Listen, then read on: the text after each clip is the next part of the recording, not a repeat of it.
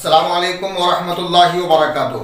معزز و محترم سامعین و ناظرین، جیسا کہ آپ جانتے ہیں کہ ہمارا یہ اعلان ہے کہ بخاری اور مسلم یہ جو دونوں حدیثوں کی کتابیں ہیں یہ مشکوک ہیں، مخلوط ہیں۔ ان میں صحیح اور غلط، حق اور باطل، سچ اور جھوٹ، مقبول اور مردود، ہر طرح کی روایتیں اس کے اندر موجود ہیں۔ تو جو اس کو 100% سچ اور حق مانتا ہے وہ کافر ہے۔ جو بخاری اور مسلم کو 100% سچ اور حق مانتا ہے وہ کافر ہے، اس لیے کہ سب سے زیادہ جو گستاخیاں ہیں اللہ کی شان میں، رسول اللہ کی شان میں، اہل بیت کی شان میں، اصحاب کی شان میں، ازواج نبی کی شان میں، وہ ان دونوں ہی کتابوں میں زیادہ ہیں، جو اکثر مسلمانوں کے یہ معتبر مانی جاتی ہیں۔ یہ معتبر نہیں ہے بلکہ یہ غیر معتبر ہے، مشکوک ہے، مخلوط ہے۔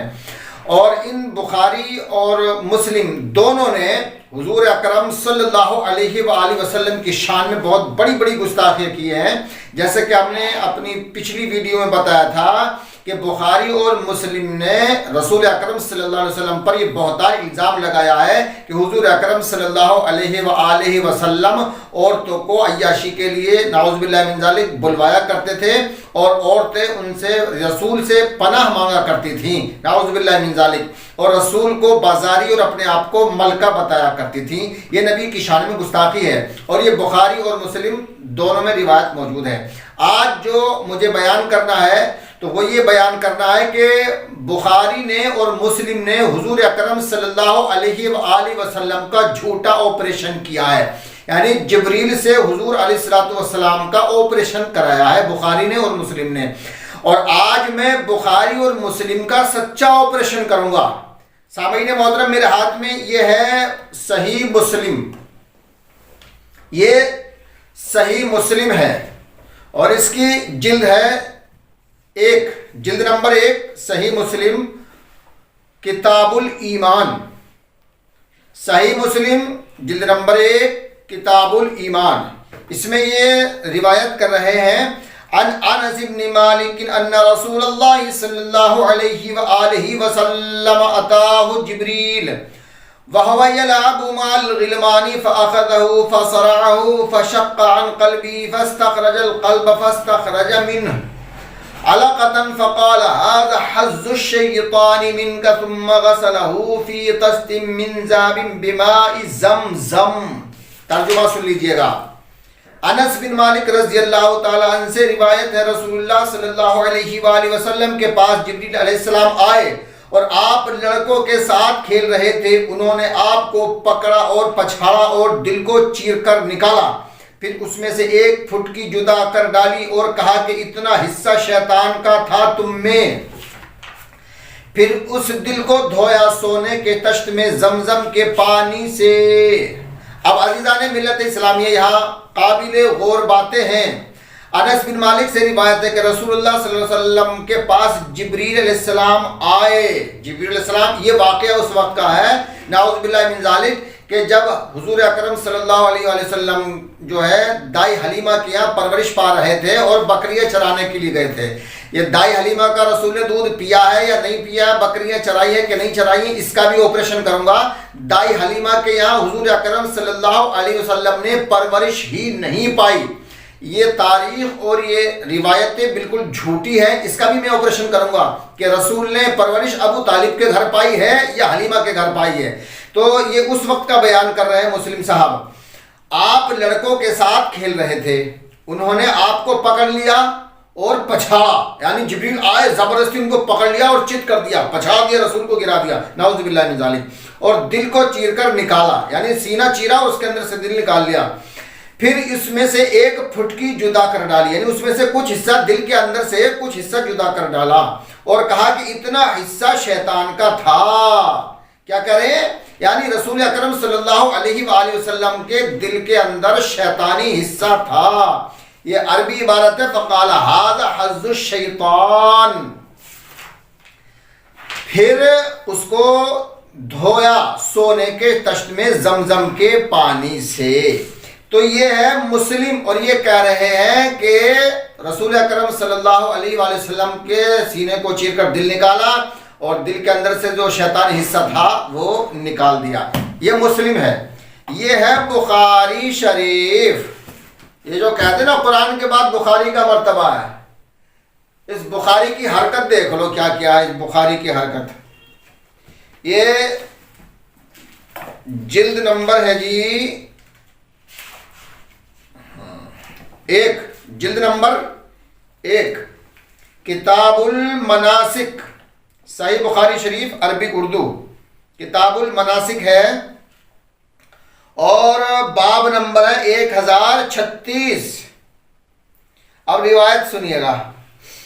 قال انس بن مالک كان ابو ذر يحدث ان رسول الله صلى الله عليه وسلم قال فرج سقفي وانا بمكة فنزل جبريل ففرج صدري ثم غسله بماء زمزم ثم جاء بطست من ذهب ممتلئ حكمة وإيمانا فأفرغها في صدري ثم أطبقه ثم أخذ بيدي۔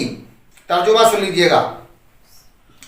روایت کی کہ ابو ذر بیان کرتے ہیں رسول اللہ صلی اللہ علیہ وآلہ وسلم نے فرمایا میں مکے میں تھا، میری چھت کھول دی گئی، جبریل علیہ السلام اترے اور انہوں نے میرا سینہ چاک کر کے زمزم کے پانی سے دھویا، پھر ایک حکمت اور ایمان سے بھرا ہوا سونے کا تشت لے کر آئے اور اسے میرے سینے میں اڈیل دیا، پھر سینہ سی دیا گیا۔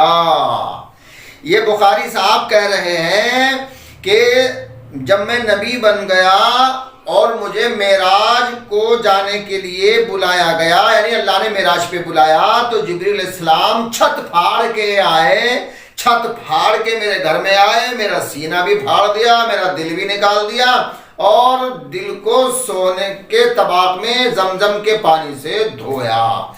یہ مسلم کہہ رہی ہے کہ دائی حلیمہ کی بکریاں چراتے ہوئے آپریشن کیا گیا رسول کا، جبریل نے کیا۔ اگر جبریل وحی لانے کا کام کرتے ہیں یا MBBS MS ڈاکٹر سرجری کا کام کرتے ہیں اور چھت پھاڑ کے آ رہے ہیں، کبھی جبریل چھت پھاڑ کے نہیں آئے، لیکن معراج کی رات سے پہلے جبریل چھت پھاڑ کے آئے، آپریشن بھی کیا، اور اس کے بعد معراج کو بھی لے گئے۔ یہ سارا قصہ مسلم میں بخاری میں موجود ہے۔ اب میں ان دونوں کا آپریشن کر رہا ہوں۔ عزیزان ملت اسلامیہ، کسی بھی نبی کا آپریشن نہیں ہوا، کسی بھی نبی کا آپریشن نہیں ہوا، نبیوں کے سردار کا ہی سینہ اور دل کیوں چیر پھاڑ کیا گیا؟ کسی نبی کے دل میں بھی شیطانی حصہ، شہوت اور گندگی نہیں تھی، سب نبیوں کے دل پاک، اور سب سے بڑے نبی کا دل ناپاک، تو پھر سید المرسلین کیسے ہو گئے؟ بھئی کسی نبی کا آپریشن نہیں ہوا، سید المرسلین کا آپریشن ہوا۔ کیوں ہوا؟ کہ ان کے دل کے اندر تھوڑا سا شیطانی حصہ تھا، نہیں گندگی تھی، وہ نکالا گیا۔ تو سارے نبی تو پاک، اور یہ نبی ہمارا نعوذ باللہ من ذالک ناپاک، لا حول ولا قوت الا باللہ۔ تو یہ حضور صلی اللہ علیہ وآلہ وسلم کی شان میں گستاخی ہے۔ اچھا ایک بار نہیں ہوا، لوگ تو کہتے ہیں کہ 4 بار آپریشن ہوا، تو اس کا مطلب جبریل نے جو پہلا آپریشن کیا تھا وہ کامیاب نہیں ہوا، کچھ نہ کچھ کمی رہ گئی، اس لیے دوبارہ آپریشن کرنا پڑا۔ ایک بار نہیں کئی بار آپریشن ہوا۔ ایک بار جبریل نے چھت پھاڑ کر بھی آپریشن کیا، جب ایسے کام نہیں چلا تو چھت پھاڑ کے آ گئے۔ جبریل ایک بار کامیاب نہیں ہوئے، کئی بار دل کے اندر سے نجاست نکالی۔ لا حول ولا قوت الا باللہ العلی العظیم، استغفر اللہ ربی من کل ذنب واتوب الیہ۔ اچھا یہ ناممکن ہے، ایسا ہو ہی نہیں سکتا۔ جو نبی اللہ کے نور سے پیدا ہو، جو نبی اللہ کے نور سے پیدا ہو، اس کے دل میں کفری اور شیطانی نفسانی گندگی کب اور کہاں اور کیسے کیوں آ گئی؟ آ ہی نہیں سکتی، یہ روایت جھوٹی ہے۔ اچھا دوسری بات یہ ہے، عالم ارواح میں تمام نبی محمد صلی اللہ علیہ وآلہ وسلم پر ایمان لائے ہیں۔ وَإِذْ أَخَذَ اللَّهُ مِيثَاقَ النَّبِيِّينَ لَمَا آتَيْتُكُم مِّن كِتَابٍ وَحِكْمَةٍ ثُمَّ جَاءَكُمْ رَسُولٌ مُصَدِّقٌ لِّمَا مَعَكُمْ لَتُؤْمِنُنَّ بِهِ وَلَتَنصُرُنَّهُ قال أأقررتم وأخذتم على ذلكم إصري قالوا أقررنا قال فاشهدوا وأنا معكم من الشاهدين۔ عالم ارواح میں تمام نبی اس نبی پر ایمان لائے ہیں، تو جس نبی پر تمام انبیاء کرام علیہ السلام عالم ارواح میں ایمان لائے ہوں تو اس کے دل میں گندگی کیسے آ گئی؟ عزیزان ملت اسلامیہ، اچھا دوسرا سوال یہ پیدا ہوتا ہے کہ جب تمام نبی عالم ارواح میں ایمان لائے تھے تو اس وقت نبی کے دل میں گندگی تھی یا نہیں؟ اس وقت یہ گندگی تھی یا نہیں؟ اگر تھی تو تمام نبیوں نے کفری شیطانی نفسانی نبی کی پیروی کر کے گناہ گار ہو گئے بھائی. اور نبیوں کے اندر تو گندگی تھی نہیں, اور سید المرسلین خاتم النبیین رحمت للعالمین کے دل کے اندر گندگی تھی. تو پھر جس نبی کے دل کے اندر گندگی ہو تو تمام نبی اس پر ایمان لائے تو پھر سارے نبی گناہ گار ہو جائیں گے. لا حول ولا قوت الا باللہ العظیم, نعوذ باللہ من ذالک. اچھا, تو اس وقت گندگی تھی یا نہیں؟ اگر تھی تو تمام نبی ان کی اتباع کر کے اور ان پر ایمان لا کے سارے نبی گناہ گار ہو گئے, اور نبی انبیاء معصوم ہوتے ہیں. اور پھر اللہ کو بھی معلوم نہیں تھا, اللہ نے بھی سب نبیوں سے کہا کہ اس پر ایمان لاؤ, کہ اللہ کو معلوم نہیں تھا کہ محمد رسول اللہ صلی اللہ علیہ وسلم کے دل کے اندر گندگی ہے, پہلے اس کو نکال دیا جائے, بعد میں نبیوں سے کہا جائے کہ اب تم اس کی پیروی کرو, اس کی مدد کرو, ان پر ایمان لاؤ. تو اللہ نے بھی کچھ نہیں کہا. تو عزیزان ملت اسلامیہ, یہ ساری باتیں جھوٹی ہیں, یہ روایتیں جھوٹی ہیں, یہ روایتیں باطل ہیں. اس سے حضور صلی اللہ علیہ وآلہ وسلم کی توہین ہوتی ہے. اچھا, دوسری بات یہ, امتی کا دل تو پاک ہو, آپریشن کی ضرورت نہیں پڑتی. امتی کا دل تو پاک ہو, آپریشن کی ضرورت نہیں, اور نبی کا دل ناپاک, آپریشن کر کے پاک کیا جائے, تو یہ کہاں کا انصاف ہے؟ تو پھر امتی افضل ہوا کہ نبی افضل ہوا؟ اچھا, نبی کا سینہ چیر کے علم نشرہ کی جو تفسیر کی ہے نا, وہ باطل ہے, نبی کی گستاخی ہے. کہ علم نشرہ لک صدرک, کہ اللہ تبارک و تعالیٰ نے نبی صلی اللہ علیہ وسلم کا سینہ کشادہ کر دیا. اور وہ چیر کے کشادہ تھوڑی ہوتا ہے. اللہ نے فرمایا میں نے تیرے سینے کو علم سے بھر دیا.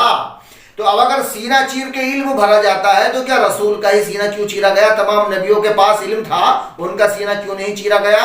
اور اگر سینہ چیر کے علم بھرا جاتا ہے تو یہ جتنے بھی مولوی مفتی مجتہد ہیں, ان کا سینہ کیوں نہیں چیرا جاتا؟ ان کا بھی سینہ چیرا جائے, ہاسپٹل میں لے جایا جائے, ان کے سینے میں بھی علم بھر دیا جائے.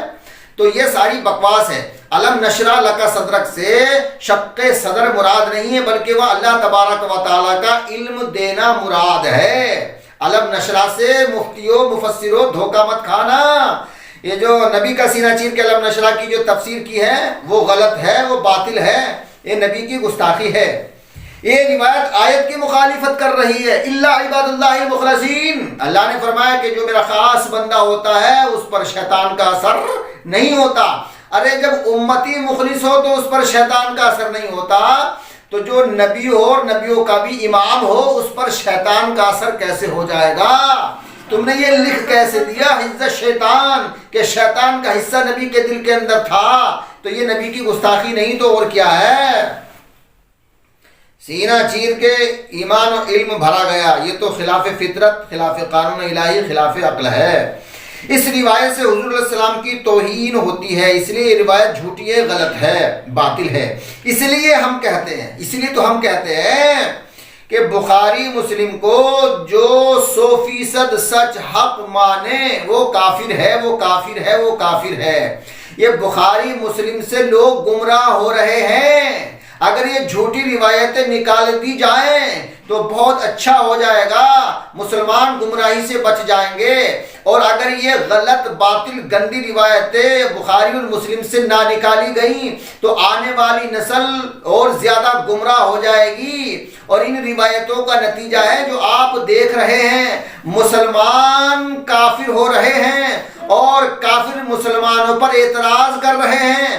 اگر یہ گندی باطل جھوٹی روایتیں بخاری اور مسلم سے نہ نکالی گئیں تو آنے والے دور میں آنے والی نسل کفر کو اسلام سمجھے گی, جھوٹ کو صحیح سمجھے گی, سمجھ لینا. تو لہٰذا ہم ایسی گندی جھوٹی باطل روایتوں سے بیزار ہیں, اعلان کرتے ہیں کہ ہمارا ان سے کوئی تعلق نہیں ہے.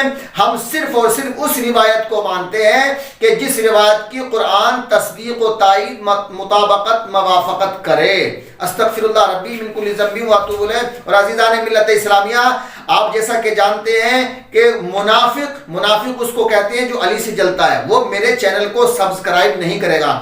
جو پنجتن سے بالخصوص سیدہ فاطمہ الزہرا سلام اللہ علیہا سے سچی پکی محبت کرتے ہیں تو وہ میرے چینل کو حضرت فاطمہ الزہرا سلام اللہ علیہا کے واسطے سے میرے چینل کو ضرور بالضرور سبسکرائب کریں. میرے چینل کا نام ہے قاری احمد حسن آفیشیل, قاری احمد حسن آفیشیل. اس کو ضرور سے ضرور पंजतन पाक के वास्ते में, उनके सदक़े में, उनकी मोहब्बत में इसको सब्सक्राइब कर लें। अगर पंजतन ही नहीं करेंगे, अली वाले नहीं करेंगे तो मुनाफिक थोड़ी करने आएंगे। मुनाफिक तो खुद चाहते हैं कि कारी अहमद हसन का चैनल बंद हो जाए। दुनिया के अंदर करोड़ों अली वाले हैं, अगर सारे सब्सक्राइब कर देंगे तो इंशाअल्लाह रहमान ये पैगाम दुनिया तक आम हो जाएगा और ज्यादा से ज्यादा और जल्द से जल्द पहुंचेगा। अल्लाह तबारक व तआला हमारी इस सही को अपनी बारगाह में शर्फ कबूलियत अता फरमाए। आमीन व आखिर दावाना अल्हम्दुलिल्लाहि रब्बिल आलमीन। अस्सलाम वालेकुम।